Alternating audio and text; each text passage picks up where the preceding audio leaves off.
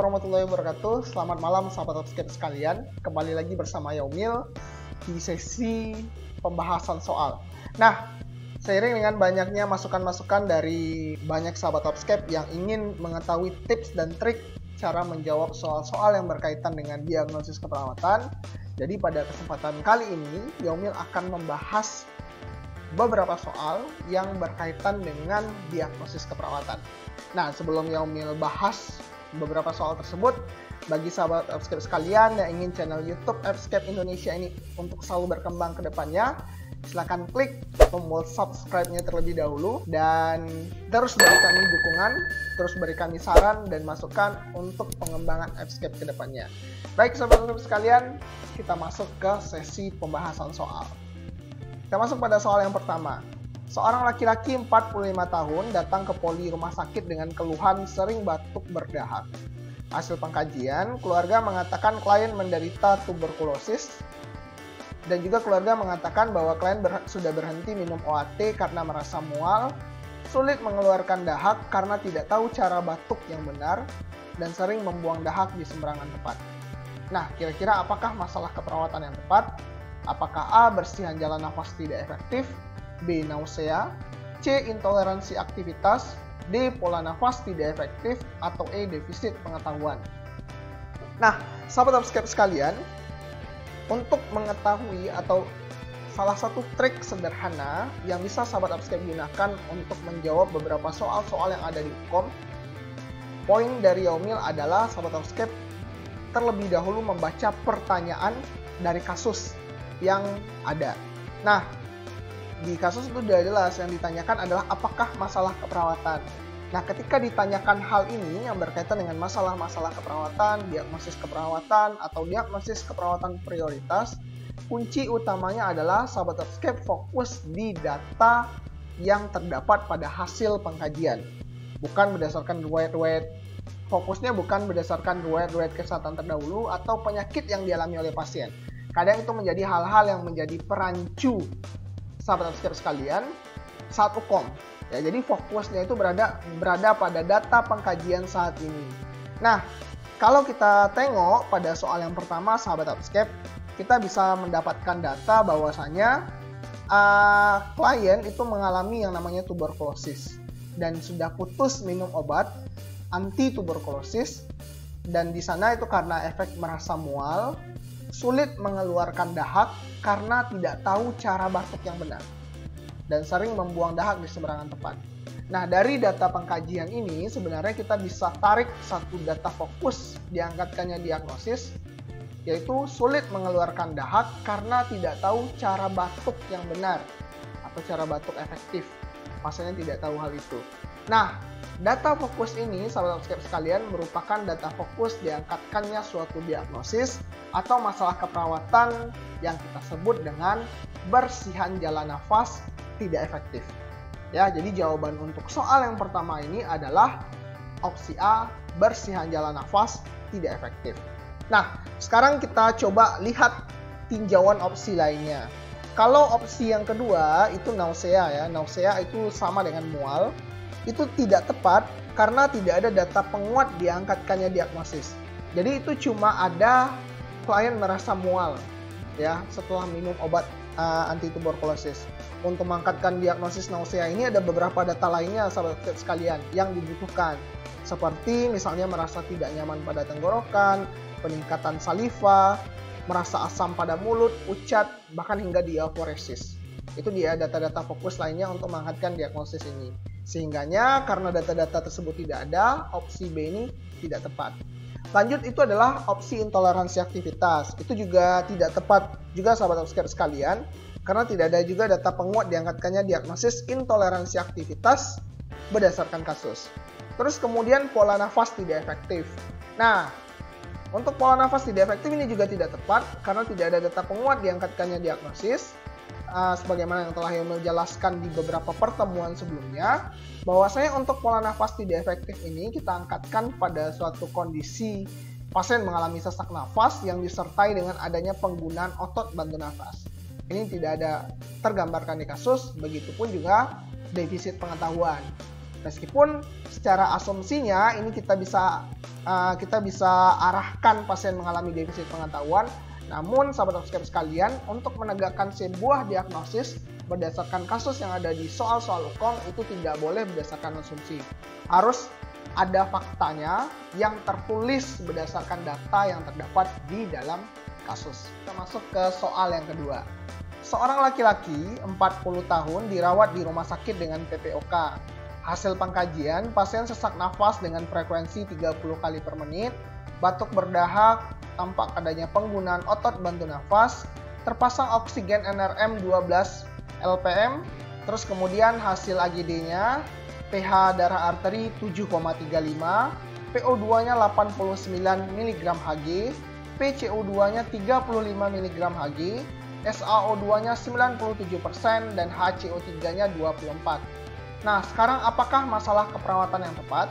Apakah A. Gangguan sirkulasi spontan, B. Bersihan jalan nafas tidak efektif, C. Pola nafas tidak efektif, D. Gangguan pertukaran gas, atau E. Gangguan ventilasi spontan.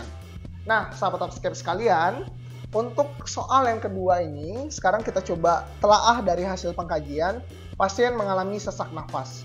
Ya, ketika adanya data di kasus yang menegaskan bahwa pasien mengalami sesak nafas, maka kuat asumsi kita atau kuat analisa kita kepada 4 diagnosis yang berkaitan dengan respirasi. Apa saja 4 diagnosis itu? Ada bersihan jalan nafas tidak efektif, pola nafas tidak efektif, gangguan pertukaran gas, dan gangguan ventilasi spontan. Nah, untuk menelaah kasus ini lebih lanjut, yang berkaitan dengan sistem pernapasan, itu biasanya kita telaah terlebih dahulu. Jikalau ada data yang berkaitan dengan hasil analisa gas darah, kita perlu cek terlebih dahulu bagaimana interpretasinya, apakah abnormal atau normal. Cukup itu saja untuk menegakkan diagnosis. Nah, kalau kita lihat sahabat subscribe sekalian, pH darah arteri pasien 7,35. Ini masih standar normal. PO2-nya 89 mg Hg, ini masih standar normal karena normalnya 80 sampai 100 mg Hg. Kalau PCO2-nya 35 mg Hg, ini juga masih standar normal karena normalnya nilai PCO2 itu 35 sampai 45 mg Hg. SaO2-nya masih 97%, ini juga masih normal, dan HCO3-nya 24, ini juga masih normal. Nah, sahabat subscribe sekalian, jikalau kondisi hasil AGD pasien berada dalam standar normal, namun pasien tetap mengalami sesak nafas, maka opsi diagnosis gangguan pertukaran gas dan gangguan ventilasi spontan itu bisa kita hilangkan. Jadi itu jawabannya nggak tepat. Ya, karena gangguan pertukaran gas dan gangguan ventilasi spontan identik dengan adanya abnormalitas nilai AGD. Dan pada kasus ini nilai AGD-nya sudah normal, sehingganya tidak perlu lagi diangkatkannya diagnosis gangguan pertukaran gas maupun gangguan ventilasi spontan. Nah, pilihannya sekarang tinggal 2. Apakah bersihan jalan nafas tidak efektif ataukah pola nafas tidak efektif? Nah, sahabat subscribe sekalian, untuk membedakan kedua diagnosis ini, itu sangat simpel sekali. Kalau bersihan jalan nafas tidak efektif, adanya sesak nafas yang dialami oleh pasien disertai dengan adanya abnormalitas atau masalah di area jalan nafas pasien. Dalam artian jalan nafas pasien tidak paten atau tidak lancar. Nah, bentuk manifestasinya biasanya adanya produksi sputum yang berlebihan, adanya obstruksi jalan nafas, dan lain sebagainya. Kalau pola nafas tidak efektif, itu identik dengan adanya sesak nafas yang dibarengi dengan adanya penggunaan otot bantu nafas atau pola nafas yang abnormal. Dan pada kasus ini sesuai sahabat subscribe sekalian, pasien mengalami sesak nafas dengan frekuensi 30 kali per menit, ini takipnea, dan juga tampak adanya penggunaan otot bantu nafas. Sehingganya untuk soal yang kedua ini jawabannya lebih tepat mengarah pada pola nafas tidak efektif. Nah, namun sahabat-sahabat sekalian, di sini juga ada data batuk berdahak. Kenapa kok jawabannya nggak bersihan jalan nafas tidak efektif?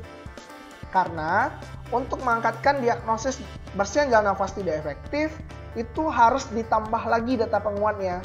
Bukan hanya batuk berdahak saja, tapi klien mengalami batuk berdahak dan juga klien tidak mampu mengeluarkan dahak atau produksi sputum yang berlebihan tersebut sehingga mengganggu jalan nafas pasien. Itu baru pas untuk diangkatkannya diagnosis bersihan jalan nafas tidak efektif. Namun pada kasus itu tidak ada, sehingga jawaban yang tepat adalah opsi C, pola nafas tidak efektif. Kita masuk ke soal yang ketiga. Seorang perempuan 61 tahun dirawat di ruang paru rumah sakit dengan gagal nafas sejak 6 hari yang lalu. Hasil pengkajian, pasien tampak lemah, tekanan darah 100/70 mg Hg, frekuensi nadi 110 kali per menit, frekuensi nafas 32 kali per menit, tampak adanya retraksi dinding dada, dyspnea, terus kemudian SaO2-nya 80%, PCO2-nya 55 mg Hg, HCO3-nya 23 mmol per liter. Apakah masalah keperawatan yang tepat? Apakah A. Pola nafas tidak efektif, B. Bersihan jalan nafas tidak efektif, C. Gangguan pertukaran gas, D. Gangguan sirkulasi spontan, atau E. Gangguan ventilasi spontan. Nah, sahabat subscribe sekalian, untuk sebagaimana yang Emil jelaskan tadi, jikalau ada data hasil pengkajian itu yang menunjukkan bahwasanya pasien mengalami sesak nafas, maka fokus kita itu sudah beralih ke 4 diagnosis yang berkaitan dengan pernapasan. Nah, pada opsi jawaban itu ada data gangguan sirkulasi spontan, itu kita bisa eliminasi atau jawabannya tidak tepat karena gangguan sirkulasi spontan ini kita angkatkan kalau kondisi pasien itu sudah mengalami penurunan kesadaran disertai dengan adanya abnormalitas nilai TTV yang sangat ekstrim. Nah, pada kasus itu tidak tergambarkan sahabat sekalian. Nah, fokus kita sudah keempat diagnosis yang berkaitan dengan sistem pernapasan. Dan juga sebagaimana yang menjelaskan tadi, bahwasanya jikalau ada data hasil AGD yang ada pada kasus, maka kita perlu terjemahkan terlebih dahulu apakah datanya itu normal atau abnormal. Nah, pada kasus sahabat subscribe sekalian, itu kita bisa temukan bahwasanya nilai SaO2 pasien itu 80%. PCO2-nya 55 mg Hg dan HCO3-nya 23 mmol per liter. Kalau kita terjemahkan, SaO2 pasien ini menurun dari standar normal, PCO2-nya ini meningkat dari standar normal, dan HCO3-nya ini bisa kita abaikan dalam proses pengangkatan diagnosis. Nah, dari dua data ini saja, itu kita bisa terjemahkan bahwasanya adanya data abnormalitas AGD yang dialami oleh pasien, disertai dengan adanya masalah sesak nafas yang dialami oleh pasien, di mana frekuensi nafasnya mencapai 32 kali per menit. Nah, jikalau dari data-data ini, sebenarnya kita sudah mengeliminasi dua diagnosis lagi tuh. Diagnosis yang berkaitan dengan bersihan jalan nafas tidak efektif dan pola nafas tidak efektif. Itu kita eliminasi karena dua diagnosis itu tidak berkaitan dengan adanya abnormalitas hasil AGD. Jadi kalau yang berkaitan dengan abnormalitas hasil AGD itu ada dua diagnosis lagi, yaitu adalah gangguan pertukaran gas dan gangguan ventilasi spontan. Nah, sekarang pertanyaannya gimana cara membedakan kedua diagnosis ini? Kata kunci utamanya adalah di data pH darah. Jikalau pH darahnya itu normal, sedangkan terdapat adanya abnormalitas AGD seperti PCO2 yang meningkat, PO2 dan SaO2-nya menurun, maka diagnosis yang tepat itu adalah gangguan ventilasi spontan. Sedangkan jikalau pH-nya sudah abnormal, maka diagnosis yang tepatnya itu adalah gangguan pertukaran gas. Nah, data di kasus itu menunjukkan bahwasanya SaO2-nya mengalami penurunan dan PCO2-nya mengalami peningkatan tanpa adanya abnormalitas pH darah karena data pH darah tidak terlampir di dalam kasus. Sehingganya dari data tersebut kita bisa tarik kesimpulan diagnosis keperawatan yang tepat itu adalah gangguan ventilasi spontan. Jadi jawaban yang tepat adalah opsi E, gangguan ventilasi spontan. Sekarang kita lanjut ke soal berikutnya, soal yang keempat.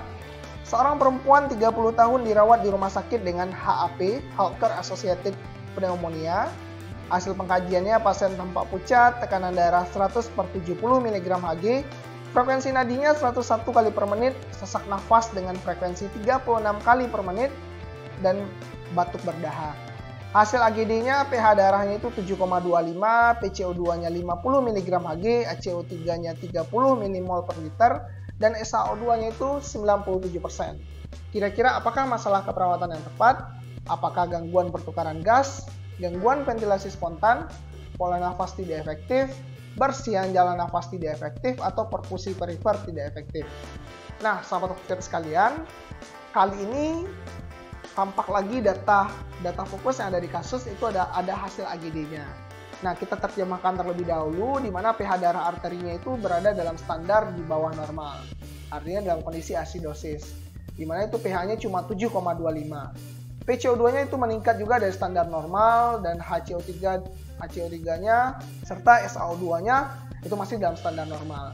Jadi, sahabat subscribe sekalian, sebagaimana yang telah Emil jelaskan sebelumnya, bahwasanya jikalau di kasus terdapat data sesak nafas yang dialami oleh pasien, disertai dengan adanya abnormalitas pH darah, maka diagnosisnya itu bisa kita tebak langsung adalah gangguan pertukaran gas.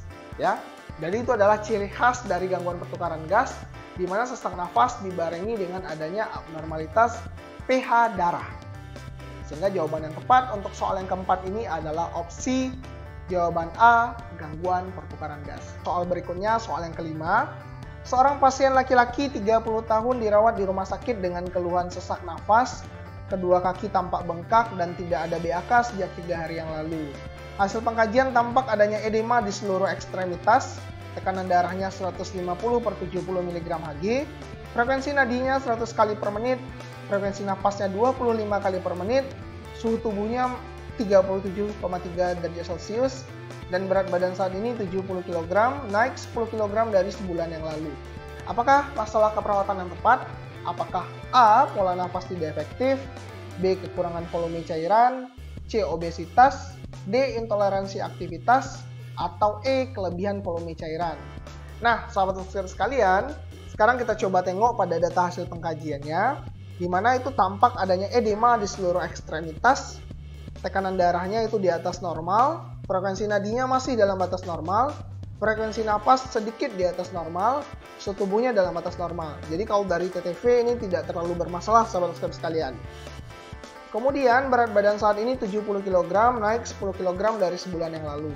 Jadi ini ada beberapa data yang sudah difokuskan yang berdasarkan data di kasus ini, di mana tampak adanya edema di seluruh ekstremitas pasien. Kemudian berat badan pasien saat ini 70 kg, naik 10 kg dari sebulan yang lalu. Dan pasien juga memiliki riwayat itu tidak BAK sejak 3 hari yang lalu. Nah, dari 3 data ini, sahabat subscriber sekalian, ini mengarah pada suatu diagnosis yang disebut dengan kelebihan volume cairan. Atau dalam istilah lainnya itu adalah hipervolemia. Nah, data-data ini seperti adanya pembengkakan pada kaki pasien, dan kemudian adanya edema di seluruh ekstremitas, dan adanya peningkatan berat badan pasien itu naik 10 kg dari bulan lalu dan sekarang itu mencapai 70 kg. Nah, jadi dari data ini jawaban yang tepat itu adalah kelebihan volume cairan. Nah, sekarang kita coba tinjau beberapa opsi lainnya. Opsi yang pertama itu adalah pola nafas tidak efektif. Kalau kita tengok berdasarkan kasus, itu data untuk diangkatkannya diagnosis ini masih belum kuat. Itu frekuensi nafasnya masih cuma sedikit di atas normal, dan tidak ada data-data yang menunjukkan bahwasanya pasien mengalami sesak nafas lagi yang tidak ada data-data yang berkaitan untuk menunjang diangkatkannya diagnosis ini, seperti adanya penggunaan otot bantu nafas atau adanya pola nafas yang abnormal. Kekurangan volume cairan ini juga tidak tepat, sahabat sekalian, karena di kasus itu tidak ada kita temukan adanya peningkatan denyut nadi atau adanya perubahan kekuatan denyut nadi, dimana kalau pada kondisi kekurangan volume cairan ini denyut nadi itu cenderung melemah, dan kemudian adanya perburukan turgor kulit dan capillary refill time itu lebih dari 3 detik. Itu tidak ditemukan pada kasus, sehingga jawaban opsi B juga salah. Dan opsi C, obesitas, itu juga tidak tepat karena kita tidak bisa menentukan IMT berdasarkan soal yang kelima ini. Itu cuma yang ada adalah berat badan pasien saat ini yang mencapai 70 kg, tapi kita tidak bisa menerjemahkan pasien mengalami obesitas karena tidak ada data tinggi badan di sana. Kemudian intoleransi aktivitas itu juga tidak tepat, sahabat sekalian, karena tidak ada data penguat diangkatkannya diagnosis ini, seperti adanya keluhan pasien sulit beraktivitas, atau pasien mengalami kendala dalam beraktivitas, atau adanya perubahan TTV setelah pasien melakukan aktivitas. Itu tidak tergambarkan di kasus yang kelima ini. Jadi untuk jawaban untuk soal yang kelima ini adalah opsi E, kelebihan volume cairan. Oke sahabat subscribe, sekarang kita coba masuk ke soal yang keenam. Seorang perempuan 49 tahun dirawat di ruang jantung dengan gagal jantung sejak 4 hari yang lalu. Hasil pengkajian, pasien mengalami penurunan kesadaran, tekanan darahnya 55/60 mg Hg, frekuensi nadinya 40 kali per menit, frekuensi nafas 39 kali per menit, suhunya 34,2 derajat Celcius, saturasi oksigennya mencapai 80%, dan hasil EKG-nya menunjukkan adanya ventricular fibrillation. Apakah masalah keperawatan yang tepat? Apakah A. Pola nafas tidak efektif, B. Penurunan curah jantung, C. Gangguan sirkulasi spontan, D. Hipotermia, atau E. Gangguan ventilasi spontan. Nah, sahabat subscriber sekalian, untuk hasil pengkajian kali ini kita bisa menemukan data di mana pasien mengalami penurunan kesadaran disertai adanya abnormalitas hasil TTV yang sangat ekstrim, di mana tekanan darah itu sangat turun drastis 55/60 mg Hg, frekuensi nadi itu juga sangat turun 40 kali per menit, dan frekuensi nafas itu jauh di atas standar normal 39 kali per menit, dan suhu tubuh itu juga jauh di bawah standar normal 34,2 derajat Celcius. Nah, sahabat subscriber sekalian, dari data ini bisa kita simpulkan bahwasanya diagnosis keperawatan yang tepat itu adalah gangguan sirkulasi spontan. Jadi gangguan sirkulasi spontan itu, sahabat subscriber sekalian, merupakan suatu kondisi ketidakmampuan pasien untuk mempertahankan sirkulasi yang adekuat.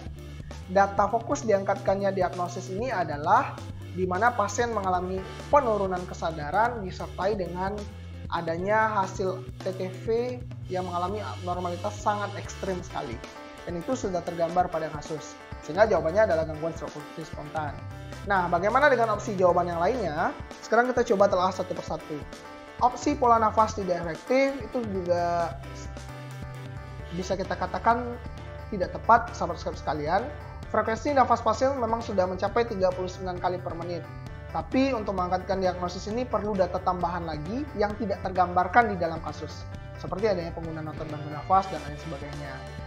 Terus kemudian penurunan curah jantung itu juga tidak tepat. Meskipun hasil EKG menunjukkan data adanya ventricular fibrillation, namun sahabat sekalian, kondisi pasien saat ini merupakan kondisi lanjutan dari penanganan penurunan curah jantung yang tidak efektif ya. Jadi ini merupakan kondisi lanjutan yang ibaratnya adalah fase-fase terminalnya pasien ya, berada di kondisi gangguan sirkulasi spontan. Terus kemudian hipotermia ini juga tidak tepat, sama dengan penurunan curah jantung. Alasan tidak diangkatkannya diagnosis ini karena pasien itu kondisinya sudah sangat komplit dan sudah kompleks sekali masalahnya. Seluruh TTV itu mengalami abnormalitas yang sangat ekstrim ya. Jadi jawabannya tidak bisa hanya dengan hipotermia saja. Begitupun dengan gangguan ventilasi spontan, tidak ada data penguat diangkatkannya diagnosis seperti adanya abnormalitas dari PCO2 maupun PO2. Tidak ada di kasus soal yang ke-6 ini. Sehingga untuk soal yang ke-6 ini, diagnosis yang tepat diangkatkan itu adalah opsi C, gangguan sirkulasi spontan. Kita masuk kepada soal yang ke-7. Seorang perempuan 25 tahun dirawat di rumah sakit dengan fraktur tibia. Pasien mengeluhkan nyeri pada kaki kanan, sulit menggerakkannya dan saat ini terpasang gips. Punggung kaki tampak bengkak, akral teraba dingin, pulsasi nadi lemah, dan CRT-nya itu 4 detik. Apakah masalah keperawatan yang tepat? Apakah A. Perfusi perifer tidak efektif, B. Gangguan mobilitas fisik, C. Gangguan integritas kulit, D. Intoleransi aktivitas, atau E. Nyeri akut. Nah, sahabat sekalian, sekarang kita coba tengok lagi hasil pengkajian yang terdapat pada soal yang ke-7 ini. Pasien mengeluhkan nyeri pada kaki kanan dan sulit menggerakkannya. Dan saat ini terpasang gips. Nah, ini adalah data fokusnya sahabat sekalian. Itu punggung kaki tampak bengkak, akral teraba dingin, pulsasi nadi lemah dan CRT 4 detik. Dari akral teraba dingin, pulsasi nadi lemah dan CRT 4 detik ini merupakan data penguat diangkatkannya diagnosis perfusi perifer tidak efektif. Jadi ini soal nomor 7 ini lebih mengarah pada diagnosis perfusi perifer tidak efektif. Nah, sekarang kita coba telah opsi jawaban lainnya. Pertama adalah gangguan mobilitas fisik. Pada soal yang ke-7 ini memang ada permasalahan gangguan mobilitas fisik sahabat sekalian, di mana itu ada data nyeri pada kaki kanan pasien sulit menggerakkannya. Namun kenapa kita tidak mengangkatkan data ini sahabat sekalian karena masalah gangguan mobilitas fisik yang dialami oleh pasien ini itu sudah ditangani oleh perawat dengan adanya data saat ini sudah terpasang gips. Jadi gips ini merupakan sebuah penanganan dari masalah gangguan mobilitas fisik. Namun timbul lagi sebuah data masalah baru di mana punggung kaki pasien tampak bengkak, akral teraba dingin, pulsasi nadi lemah dan CRT-nya itu 4 detik. Di mana CRT normal itu kurang dari 3 detik harusnya. Nah, dari data ini lebih mengarah ke arah perfusi perifer tidak efektif ya. Jadi jawaban gangguan mobilitas fisik itu tidak tepat. Terus kemudian gangguan integritas kulit. Gangguan integritas kulit itu tidak terlalu tampak data penguat diangkatkannya diagnosis di sini, di mana tidak ada data yang mendetail berkaitan dengan adanya kerusakan kulit yang berkaitan dengan epidermis dan dermis yang ada di soal yang nomor 7 ini. Terus kemudian intoleransi aktivitas itu jelas tidak tepat. Beda ya sahabat sekalian, pasien mengeluhkan pasien sulit bergerak, artinya pasien sulit melakukan aktivitas itu bukan karena adanya masalah di kardiopulmonalnya, tapi melainkan masalah di area ekstremitasnya. Jadi jawaban intoleransi aktivitas itu tidak tepat, karena intoleransi aktivitas itu berada dalam konteks pasien sulit beraktivitas karena adanya masalah di kardiopulmonalnya, ya. Sedangkan kalau gangguan mobilitas fisik, pasien sulit bergerak karena adanya masalah di ekstremitas. Di kasus itu jelas bukan intoleransi aktivitas. Terus kemudian nyeri akut itu juga tidak tepat. Meskipun di kasus kita temukan sahabat sekalian ada data di mana pasien mengeluhkan nyeri pada area kaki kanan, namun di kasus tidak dijelaskan data tambahan berupa skala nyeri dan respon pasien terhadap nyeri yang dirasakannya. Itu tidak ada di kasus. Sehingganya diagnosis nyeri itu kurang tepat untuk diangkatkan. So, untuk jawaban soal yang ketujuh ini, opsi jawaban yang tepat adalah opsi A, perfusi perifer tidak efektif. Sekarang kita masuk pada soal yang ke-8. Seorang anak 3 tahun dibawa ke IGD dengan keluhan BAB cair dengan frekuensi 10 kali per 24 jam. Pasien mengalami mual, nyeri perut, dan tidak nafsu makan. Hasil pengkajian anak tampak lemah, suhu tubuhnya 37,2 derajat Celcius, frekuensi nafasnya 32 kali per menit, frekuensi nadinya 98 kali per menit, dan berat badannya anak itu 12 kg.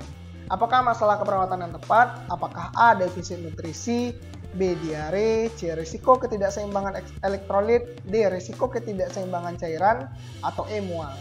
Nah, sahabat sekalian, pada kasus soal yang ke-8 ini, kita menemukan data masalah di mana pasien mengalami frekuensi BAB cair, frekuensi konsistensi fesesnya itu cair dengan frekuensi 10 kali per 24 jam. Kemudian pasien mengeluh mual dan juga nyeri perut serta tidak nafsu makan. Pasien juga tampak lemah, terus kemudian frekuensi nafasnya 32 kali per menit dan berat badan anaknya itu cuma 12 kg. Nah, sekarang sahabat sekalian, dari data masalah ini kita bisa fokus menemukan beberapa data penguat diangkatkannya diagnosis, yaitu adanya keluhan BHB dengan konsistensi feses cair, terus kemudian frekuensinya itu mencapai 10 kali dalam 24 jam.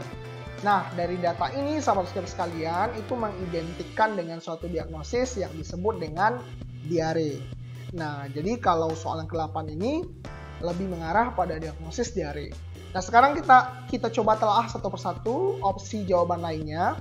Pertama adalah opsi defisit nutrisi. Itu jelas tidak tepat sahabat sekalian karena tidak terdapat data penguat diangkatkannya diagnosis berupa berat badan pasien yang menurun di bawah rentang ideal, terus kemudian tampak adanya nyeri abdomen dan juga membran mukosa tampak pucat. Itu untuk diagnosis defisit nutrisi, atau dalam istilah lain disebut dengan ketidakseimbangan nutrisi kurang dari kebutuhan tubuh.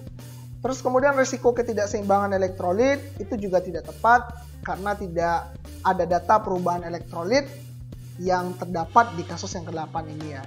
Terus kemudian risiko ketidakseimbangan cairan itu juga tidak tepat karena tidak ada data penurunan dan peningkatan cairan yang terdapat pada anak. Yang ada itu cuma data pasien atau anak mengeluh BAB-nya itu konsistensi fesesnya itu cair, terus kemudian frekuensinya itu udah melebihi standar normal. Jadi kalau normalnya itu kurang 3 kali dalam 24 jam, namun pasien frekuensi BAB cairnya itu atau konsistensi feses cairnya itu udah 10 kali dalam 24 jam. Dan pasien juga tampak lemas ya, tampak lemah, sehingga itu lebih identik dengan diagnosis diare. Jadi untuk soal yang ke-8 ini jawaban yang tepat itu adalah opsi B, diare. Masuk kepada soal yang ke-9. Seorang perempuan 27 tahun didiagnosis TA cervix sejak 2 tahun yang lalu. Pasien sudah dioperasi dan sedang di kemoterapi yang ke-12. Pasien datang dengan keluhan mual, muntah, tidak nafsu makan. Hasil pengkajiannya, mukosa bibir tampak kering, turgor kulit jelek, dan mata cekung. Pasien tampak lesu, berat badannya turun dari 55 kg menjadi 50 kg. Apakah masalah keperawatan utama pada pasien? Apakah A. Kekurangan volume cairan, B. Defisit nutrisi, C. Nausea atau mual, D. Resiko kekurangan volume cairan, atau E. Keletihan. Nah, sahabat sekalian, kalau kita tengok data yang ada pada kasus, itu kita bisa temukan beberapa data-data fokus diangkatkannya diagnosis. Ya, dari hasil pengkajian itu menunjukkan mukosa bibir pasien tampak kering, turgor kulit tampak jelek, dan mata cekung. Serta juga pasien tampak lesu. Nah, dari data ini sahabat sekalian lebih mengarah pada suatu diagnosis yang kita sebut dengan kekurangan volume cairan. Atau biasanya disebut lagi dengan istilah hipovolemia. Nah, itu jawaban yang tepat berdasarkan untuk soal yang ke-9 ini. Nah, bagaimana dengan tinjauan opsi lainnya? Sekarang kita coba telah satu persatu. Opsi B, defisit nutrisi, sahabat sekalian. Defisit nutrisi atau nama lainnya itu biasanya adalah ketidakseimbangan nutrisi kurang dari kebutuhan tubuh. Kita angkatkan jikalau terjadi suatu kondisi penurunan berat badan pasien 10% di bawah rentang ideal, atau dalam suatu kondisi tertentu bisa kita artikan sebagai bisa kita artikan IMT atau indeks massa tubuh pasien itu berada di bawah normal. Ya, jadi kondisinya adalah underweight atau kurus. Nah, data di kasus itu memang terjadi penurunan berat badan dari 50 kg menjadi 50 kg. Namun tidak ada data detail berkaitan dengan IMT yang menunjukkan bahwasanya rentang indeks massa tubuh pasien itu berada di standar di bawah normal atau underweight. Sehingga diagnosis defisit nutrisi itu kurang tepat diangkatkan. Terus kemudian opsi C, nausea atau mual. Di data di kasus itu sudah kita temukan sebuah data bahwasanya pasien bukan hanya lagi mual, tapi sudah mengalami yang namanya muntah. Sehingga diagnosis mual atau nausea ini tidak tepat lagi kita angkatkan. Terus kemudian risiko kekurangan volume cairan itu juga tidak tepat. Karena kondisi yang dialami oleh pasien ini sudah tampak adanya dehidrasi yang sifatnya aktual ya. Jadi opsi D ini juga tidak tepat. Dan opsi E apalagi itu opsi keletihan itu juga tidak tepat sahabat sekalian, di mana tidak terdapat data penguat diangkatkannya diagnosis. Cuma satu data pasien tampak lesu dan itu tidak bisa menjadi salah satu pertimbangan untuk diangkatkannya diagnosis ini. Kalau berdasarkan soal yang ke-9 ini, untuk masalah keperawatan utamanya itu lebih ke arah kondisi dehidrasi yang dialami oleh pasien yang tampak dari beberapa data-data pengkajian. Sehingga jawaban yang tepat adalah opsi A, kekurangan volume cairan. Oke, sahabat sekalian, sekarang kita masuk ke soal yang ke-10. Seorang perempuan 34 tahun di ruang bersalin dalam proses skala 3 persalinan. Hasil pengkajian tekanan darah pasien itu 130/70 mg Hg, frekuensi nadinya 80 kali per menit, tinggi fundus uterinya setinggi umbilikus, kontraksi hisnya baik, tampak adanya robekan di area perineum, ruptur derajat 2 dan adanya pendarahan. Apakah masalah keperawatan yang tepat? Apakah A. Risiko infeksi, B. Gangguan integritas jaringan, C. Risiko perdarahan, D. Risiko shock, atau E. Kekurangan volume cairan. Nah, sahabat sekalian, kalau kita tengok data yang ada pada kasus ini, seperti adanya data kontraksi his yang baik, tampak adanya robekan perineum dan ruptur derajat 2 yang disertai dengan perdarahan. Ini diagnosis yang tepat berdasarkan data ini adalah risiko perdarahan. Nah, kalau sesuai dengan standar diagnosis keperawatan Indonesia di tahun 2016 menyebutkan bahwasanya risiko perdarahan itu merupakan risiko mengalami kehilangan darah baik itu internal maupun eksternal tubuh, dengan beberapa data faktor risiko seperti komplikasi kehamilan, misal ketuban pecah dini, plasenta previa, ataupun kehamilan kembar. Terus bisa juga dengan adanya komplikasi pascapartum, misalnya atonia uterus atau retensia plasenta. Nah, sehingga ya dari data-data yang ada di kasus ini, kasus yang 10 ini, diagnosis keperawatan yang tepat kita angkatkan adalah risiko perdarahan. Nah, sekarang kita coba tinjau beberapa opsi jawaban lainnya. Seperti opsi jawaban A, risiko infeksi, yang mana itu merupakan suatu keadaan yang berisiko mengalami peningkatan terserang organisme patogenik, di mana faktor-faktor risikonya itu baik berupa penyakit kronis, ada efek prosedur invasif, dan lain sebagainya. Ini tidak terdapat datanya pada kasus yang 10 ini. Terus kemudian gangguan integritas jaringan, itu pada kasus merupakan adanya sebuah kerusakan yang lebih meluas dari struktur jaringan, itu sudah sampai sukutan, mukosa, fasia, tendon, kartilago, dan lain sebagainya. Itu juga tidak terdapat dengan jelas pada kasus. Terus kemudian risiko shock, kita tidak menemukan data adanya penurunan tekanan darah di sini yang mengindikasikan bahwasanya pasien sudah mengalami risiko shock. Dan juga kekurangan volume cairan, kita tidak menemukan data penguat diangkatkannya diagnosis seperti adanya perburukan turgor kulit atau membran mukosa kering atau adanya peningkatan denyut nadi yang disertai dan juga denyut nadi melemah, itu juga kita tidak temukan pada kasus soal yang ke-10 ini. Sehingga dari data-data yang tersedia di kasus yang ke-10 ini kita bisa tarik kesimpulan bahwa jawaban yang tepat itu adalah opsi C, risiko perdarahan. Demikian sahabat-sahabat sekalian. Nah, baik sahabat-sahabat sekalian, demikian pembahasan 10 soal yang telah Ibu jabarkan. Silakan sahabat-sahabat sekalian yang ingin menanggapi, yang ingin bertanya, dan kita sangat membuka sekali diskusi di kolom komentar. Jangan lupa subscribe YouTube channel Upscape Indonesia untuk perbaikan kami ke depannya, dan jangan lupa ikuti layanan-layanan yang disediakan oleh Upscape. Selamat ujian sahabat sekalian, semoga kompeten. Terima kasih banyak.